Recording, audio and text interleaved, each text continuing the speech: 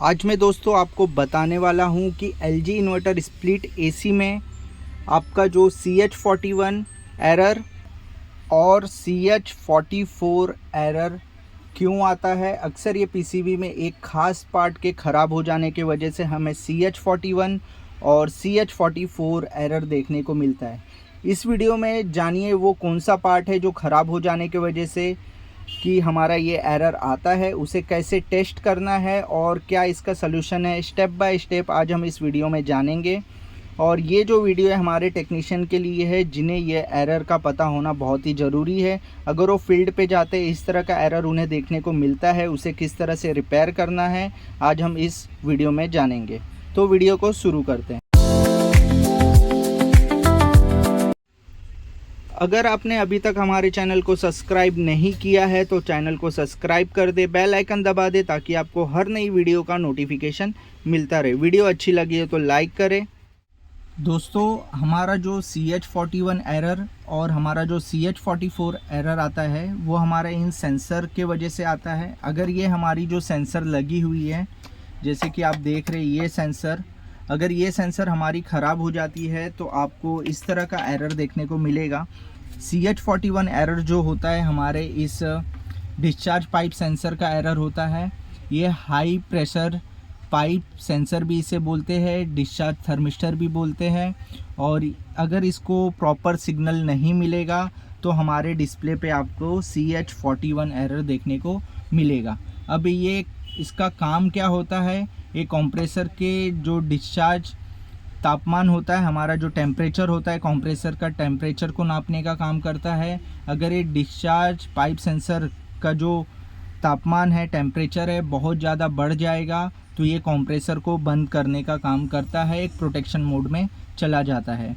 और यही हमारे PCB तक प्रॉपर सिस्टम की परफॉर्मेंस और उसका जो सुरक्षा है उसको बनाए रखने का काम ये हमारा सेंसर करता है। अब मैं आपको इस डिस्चार्ज सेंसर की वैल्यू बता देता हूँ। ये डिस्चार्ज सेंसर की वैल्यू क्या होती है। अगर आप इसकी डिस्चार्ज सेंसर की वैल्यू आप देखेंगे तो हमें ये 200 किलो ओम्स का डिस्चार्ज सेंसर होता है, बट आपको रूम के टेम्परेचर के हिसाब से आपको यहाँ पे 146 किलो ओम्स इसकी वैल्यू शो करेगी। यहाँ पर आप देखेंगे तो इसकी जो वैल्यू हमें शो कर रही है 146 किलो ओम्स शो करेगी। इसका मतलब है कि ये सेंसर जो है हमारा करेक्ट है, किसी तरह का प्रॉब्लम नहीं है।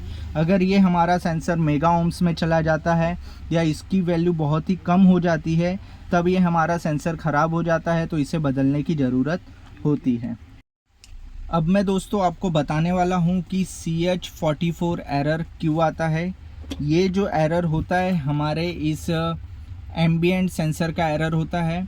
अगर आपको LG के एयर कंडीशनर में आपको CH44 एरर देखने को मिलता है तो ये हमारा आउटडोर एयर टेम्परेचर सेंसर, अगर इसको ठीक से काम नहीं करेगा या प्रॉपर सिग्नल नहीं मिलेगा तो ये सेंसर हमारा ख़राब होता है। इसका जो काम होता है, जो हमारा बाहर का टेम्परेचर होता है उसे टेम्परेचर को नापने का काम करता है, बाहर के आपका जो तापमान होता है उसको नापने का काम करता है, ताकि आपकी जो कंप्रेसर है काफ़ी इफ़िशियंसी और लोड कंट्रोल किया जा सके, प्रॉपर चल सके।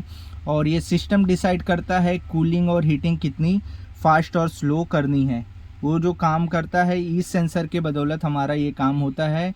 और ये सेंसर अगर गलत रीडिंग देगा आपके इंडोर यूनिट की परफॉर्मेंस पे असर पड़ेगा। अब मैं आपको इस सेंसर की वैल्यू चेक करके बता देता हूँ। जो हमारा एम्बिएंट सेंसर होता है उसकी क्या वैल्यू है। मीटर को आप ओम्स रेंज पे रख ले और उसकी जो वैल्यू होगी वो होगी यहाँ पे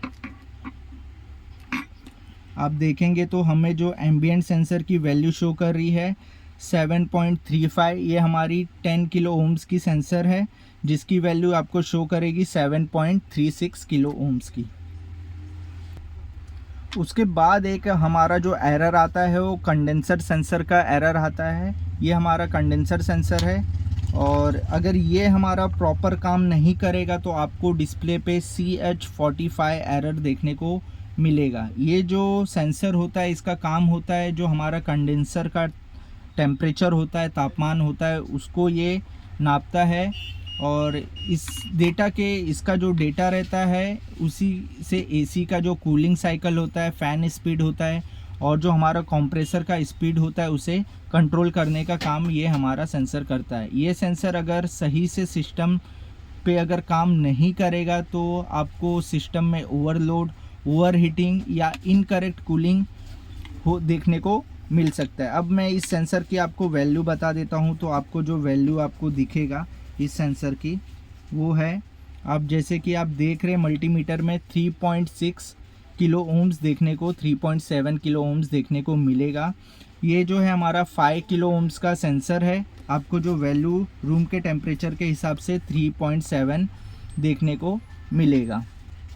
इन सभी सेंसर के पास हमारी एक fix pull up biasing resistance लगी होती है, उसकी वैल्यू भी मैं आपको बता देता हूँ।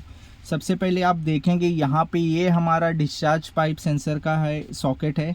इसके पास जो एक हमारी रजिस्टर लगी होगी उसकी वैल्यू मैं आपको बता देता हूँ। उसकी वैल्यू क्या है, यहाँ पे आप मल्टीमीटर पे देखेंगे कि आपको ये जो हमारी रजिस्टर होती है 18 किलो ओम्स की रजिस्टर होती है। यहाँ पे आप देखेंगे आपको 16-17 ओम्स के किलो ओम्स के पास देखने को मिल रहा है। अगर इसकी भी वैल्यू शिफ्ट हो जाती है, अगर ये हमारा रजिस्टर ख़राब हो जाता है तो भी आपको यहाँ पे CH41 एरर देखने को मिलेगा। उसके बाद आता है हमारा एम्बिएंट सेंसर है, जो यहाँ पे लगता है हमारा एम्बिएंट सेंसर। इसके पास जो हमारी फ़िक्स पुल अप रजिस्टर होती है उसकी वैल्यू भी मैं आपको बता देता हूँ। उसकी वैल्यू जो हमें शो कर रही है यहाँ पे आप देखेंगे 6.1 किलो ओम्स हम शो कर रहा है, 6.1, 6.2। ये हमारी कंडेंसर सेंसर की जो fix pull up biasing resistor है उसकी वैल्यू है। और उसके बाद जो हमारा बचा एम्बिएंट सेंसर की फिक्स पुल अप रजिस्टर की वैल्यू भी मैं आपको बता देता हूँ। यहाँ पे आप देखेंगे ये जो हमारा यहाँ पे रजिस्टर लगा है उसकी जो वैल्यू हमें शो कर रही है यहाँ पे कुछ आपको 12 किलो ओम्स के पास देखने को मिलेगा। ये जो हमारा फिक्स पुल अप रजिस्टर है एम्बिएंट सेंसर का था। अगर ये हमारा जो ambient fix pull up resistor होते अगर इनकी भी वैल्यू शिफ्ट हो जाती है या ये ख़राब हो जाते हैं तो भी हमें CH41 या 44 या 45 एरर देखने को सिस्टम में यूनिट में देखने को मिलेगा। एक हमारे LG के यूनिट में आता है CH36 और CH38 एरर। अगर आपको ये दो एरर आपकी यूनिट में देखने को मिल रहा है तो ये जो एरर होता है आपके PCB का कोई भी प्रॉब्लम नहीं होता है। ये जो एरर होता है आपका रेफ्रिजरेंट लीकेज का एरर होता है। आपकी अगर कहीं से लीकेज है या आपका कंडेंसर से लीकेज है या कुछ भी लीकेज है तो ये एरर आपको देखने को मिलेगा। ये जो एरर होता है आपके यूनिट का रहेगा, आपके PCB का कोई भी प्रॉब्लम इसमें नहीं रहता। PCB में किसी भी तरह की कोई भी दिक्कत नहीं होती है। ये मैंने यहाँ पे इसका जो हमारा डिस्चार्ज सेंसर है उसकी वैल्यू और क्या हमें वैल्यू शो करेगा वो, और जो हमारे fix pull up biasing resistor की वैल्यू है वो यहाँ पे लिख के रखा है तीनों सेंसर के। इसका आप स्क्रीनशॉट ले सकते हैं, ये आपके बहुत काम में आने वाला है और टाइम पे ये हमें मिलता नहीं है। तो इस तरह से आप लिख के इसको रख सकते हैं, कभी भी आपको ज़रूरत लग सकती है इसका। और इसका आप स्क्रीनशॉट ले लें ताकि आपको कभी भी काम लगे तो आपको काम करने में आसानी हो। एक बार हम इस PCB को भी टेस्ट करेंगे, चालू करके देखेंगे। इसमें जो टेक्नीशियन का बोलना था कि जो CH44, 41 एरर कभी कभार देखने को मिल रहा था, उस तरह का किसी भी तरह का एरर इस PCB में नहीं मिला है। अब हम इस PCB को एक बार चालू करके देखेंगे। हमने इस PCB को ऑन कर दिया है। अब हम इस PCB को एक बार चालू करके देखेंगे और यहाँ पे हमें 18 टेम्परेचर शो कर रहा है। यहाँ भी हमारी लाइट आ रही है। सेंसर को प्रॉपर कनेक्ट कर दिया है। कुछ टाइम वेट करेंगे और देखेंगे हमारा आउटपुट देता है कि नहीं। स्टैंड बाय मोड पे होने की वजह से हमारा इसमें कंप्रेसर तुरंत चालू हो जाएगा। ये हमारी ब्लोअर मोटर चल रही है। हमारी ये प्रॉपर तरीके से हमारी आउटडोर भी चालू हो रही है। हमारी इंडोर का ब्लोअर मोटर है ये भी काम कर रहा है और आपको कंप्रेसर का आवाज़ सुनाई देता होगा कि हमारा कंप्रेसर भी बराबर से चालू हो रहा है। इस PCB में हमें टेक्नीशियन ने जैसा बोला था उस तरह के कोई भी प्रॉब्लम नहीं मिला। ये हमारी PCB एकदम प्रॉपर और ओके थी। या तो हमारा कभी कभार अगर जो हमारा एम्बिएंट सेंसर होता है उसको प्रॉपर वेंटिलेशन नहीं मिलेगा तो हमारा एम्बिएंट सेंसर बराबर काम नहीं करेगा, तो भी आपको CH44 एरर देखने को मिलेगा। आज के वीडियो में बस इतना ही दोस्तों। मिलते हैं नेक्स्ट वीडियो में। अगर आपको ये वीडियो बहुत अच्छा लगा हो तो हमारे चैनल को सब्सक्राइब करें, वीडियो को लाइक करें, बेल आइकन दबा दें ताकि आपको हर नई वीडियो का नोटिफिकेशन मिलता रहे। मिलते हैं नेक्स्ट वीडियो में। Thank you so much.